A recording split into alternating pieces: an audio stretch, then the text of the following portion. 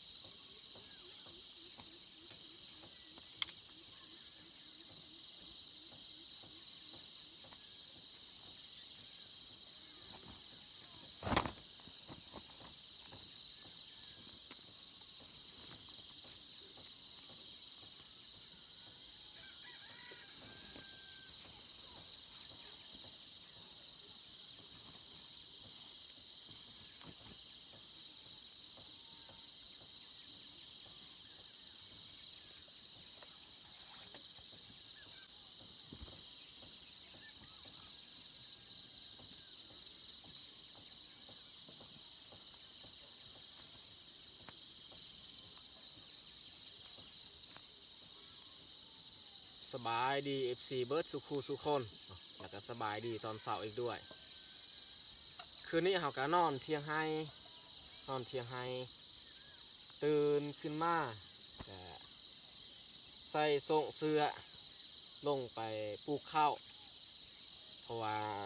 วันนี้นี่เขาปลูกให้มันสำเร็จเลยการปลูกข้าวให้สำหรับอยู่นี้ให้ไก่บ้านบางทีก็มือต่อไปหรือว่ามืออื่นมือฮื้อหาสิมาปลูกต่ออยู่ให้ไหมส่วนพ่อแม่ก็ยังบ่ทันขึ้นไม่แต่เฮานอนอยู่นี่เฮาก็ลงไปเฮ็ดเวียกก่อนบรรยากาศยามเช้าๆก็เต็มแต่เมฆหมอกปกคลุม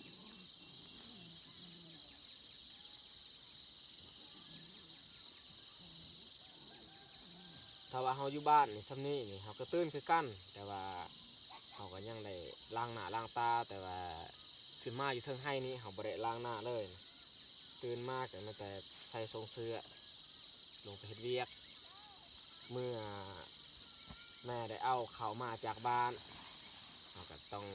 เลิกจากการปลูกเขาไปล้างหน้าล้างตาแหละจึงกลับมากินข้าวเช้า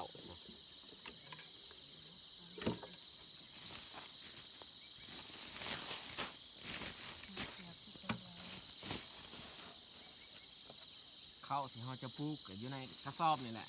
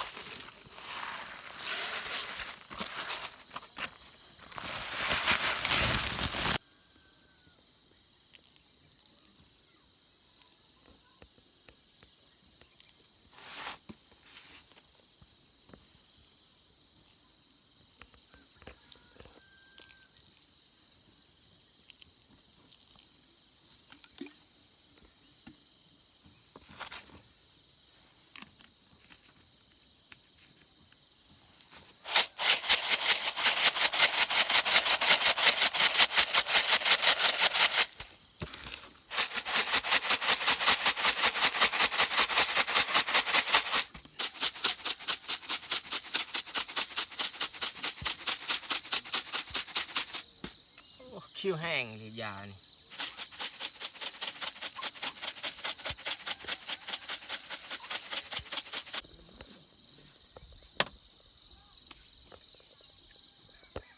โอ้ก่อนเขาสิลงไปเฮ็ดเวียกนี่เขากู้มุงไว้ก่อนเมียนเครื่องบอนนอน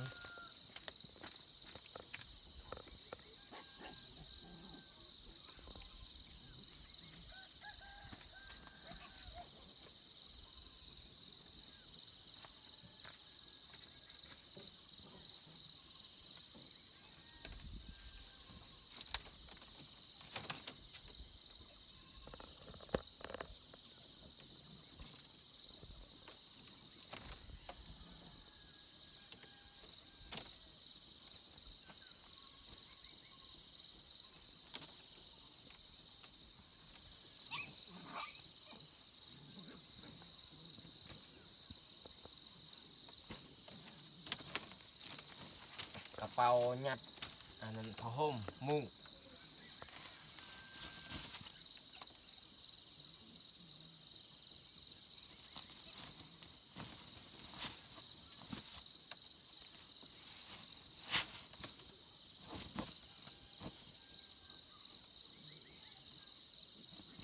โอเคเรียบร้อยเมียนไว้เมื่อพ่อแม่ขึ้นมันจึงบ่เกะกะ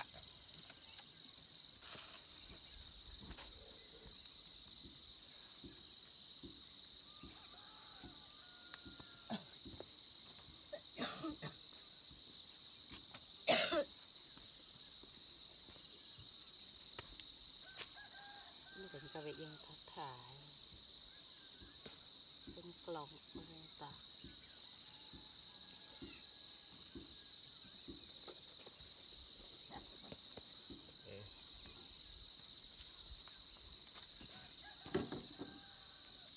ไป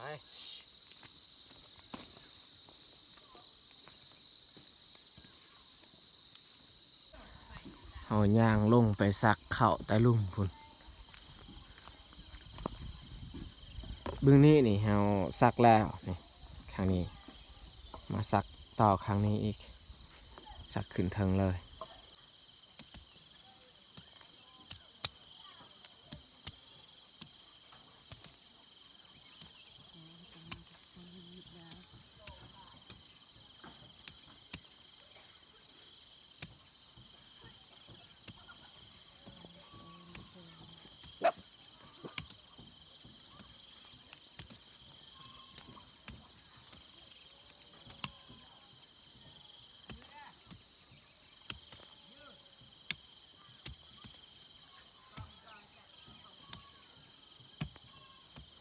วันนี้นี่ลูกกระดืดมาเบิดทั้ง4โตวมันมาตั้งแต่เช้าเลย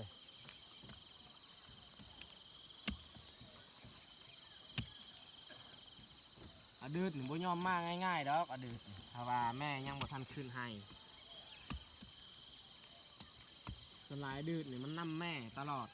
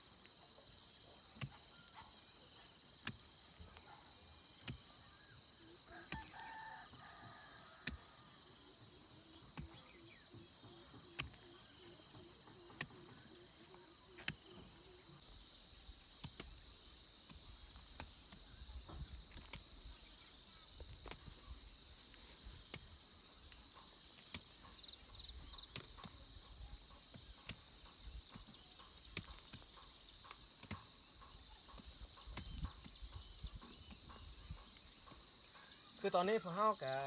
ซักข้าวให้แต่ลุมสุดก็ฮอดเที่ยงแล้ว ก็ได้หลายพอสมควร อันนี้แหละถ้าว่าเฮาบ่นอนเฮาก็บ่ได้ซักข้าวให้ซ้ำนี้ดอกพ่อแม่ก็ยังบ่ทันมาครับเฮาซักนี่ฮอดเที่ยงแล้ว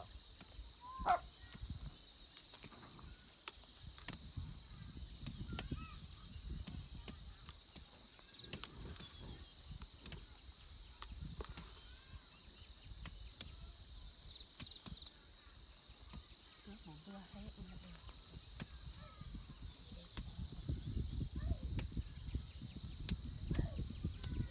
ตอนนี้แหละเฮาซักบ่ต้องไปซักจ้ำไก่เที่ยงหลาย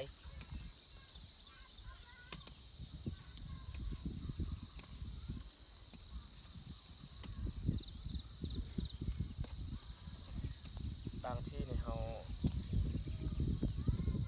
อยากปลูกสิ่งอื่นๆอีกบนนี้มันสบาย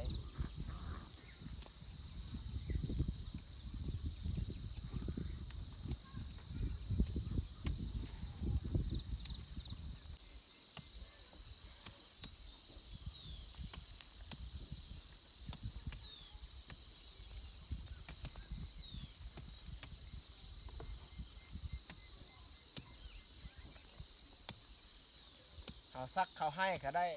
หลายเติบแล้วเด้ได้พุ่นขึ้นใกล้เที่ยงให้อีกไปเบื้องนั้นแต่ว่าคนแต่บ้านยังบ่ทันมา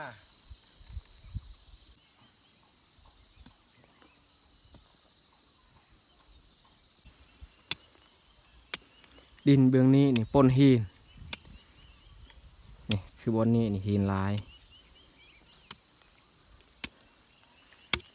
ตอนนี้ก็7 โมงปลายแต่ว่าหมอกนี่ยังบ่ทันเศร้าเนาะก็ดีแล้วเฮาเฮ็ดเวียกจึงบ่ฮ้อนเฮาเริ่มเฮ็ดตั้งแต่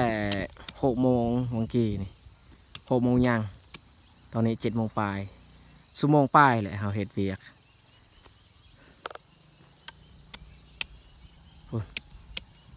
ตะเวนมันหักกะซองมามันซองมาสูงแล้วได้แต่ว่าน้ำหมอกมันหนาเกินไปมันยังซองบ่ทันแห้งปานใดห่างจากเที่ยงฮอดนี้แล้วเนาะเฮาสัก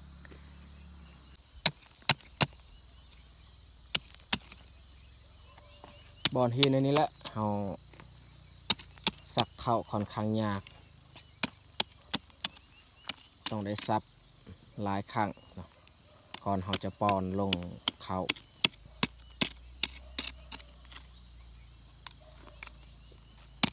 ถ้าว่าแบบนี้เบิดทั่วให้นี่โอ้เฮาซักเข้านี่ค่อนข้างช้า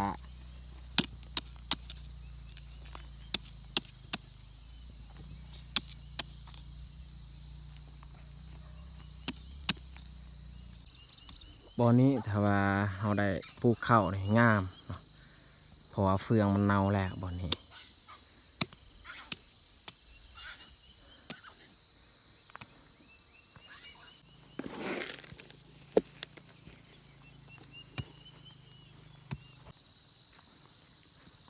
อันนี้หญ้าที่เฮาจงไว้เพื่อเฮาเลี้ยงปลาเฮาสิลกเอาไปเลี้ยงปลาก่อน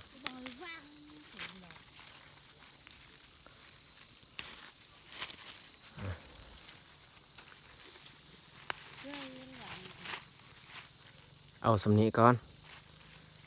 เลี้ยงตอนเช้าอันนี้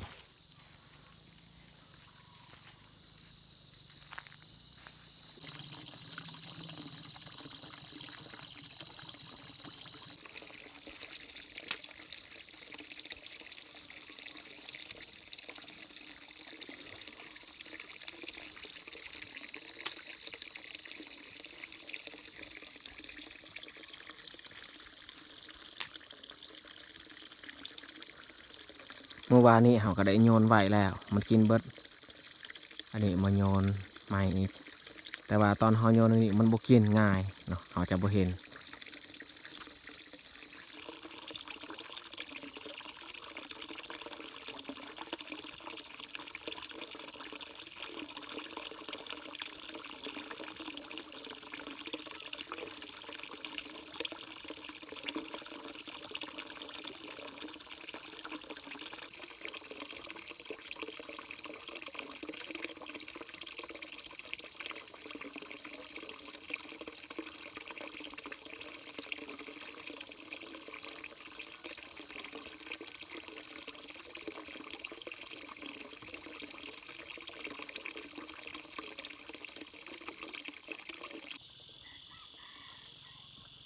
หัวคันคากนี่ลายขนาด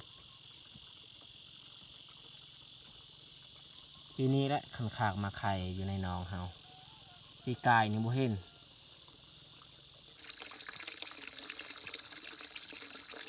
ล้างหน้าล้างตาก่อน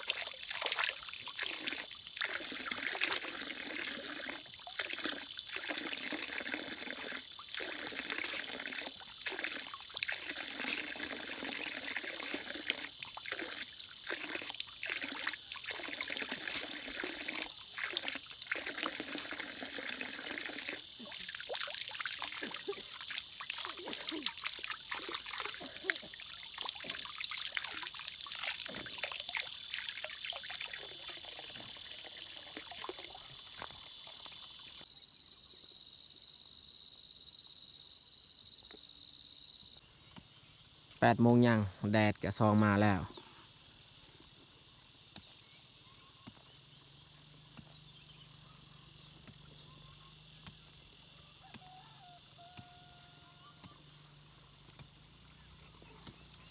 แต่ว่าพ่อแม่หรือว่าน้องๆยังบ่ทันฮอดเที่ยงบ่ว่าเขาสิบ่ขึ้นให้พุ่นปลาเวนก็ขึ้นสูงแล้ว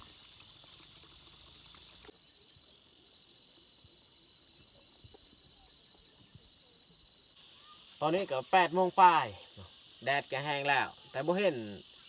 พ่อแม่หรือว่าน้องๆเขาขึ้นมา สงสัยว่าเขาค่าเวียกค่างานนี่แหละเฮาก็บ่ฮู้ว่ามันแม่นเวียกอิหยังที่เขาต้องเฮ็ดอยู่บ้านเขาบ่ได้ขึ้นมาอยู่นี่เนาะจะได้เขาก็ต้องไปซักให้มันสำเร็จเลยเนาะซักสำเร็จก็ค่อยไปกินข้าวอยู่บ้านหิวก็อย่าอดเอาดื่มน้ำก่อน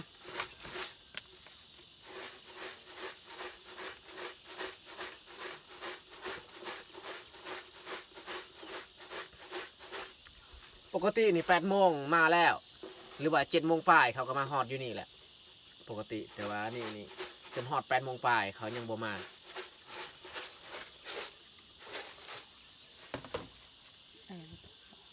เอาเปล่าทำงานแล้วทุกอย่าง ไปสักต่ออีกบาทนี่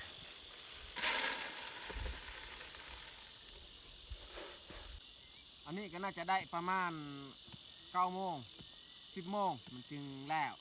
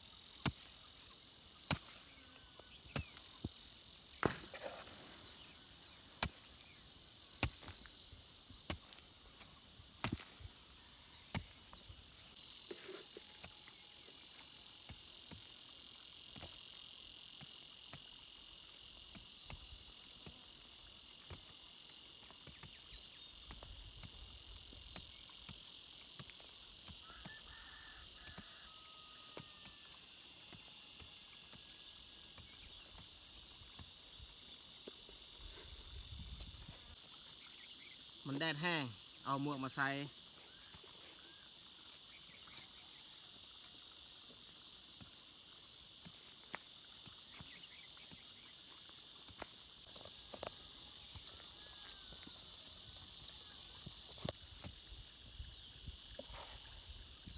แดดก็แห้งขึ้นเขาก็ต้องฮีบซักให้ไว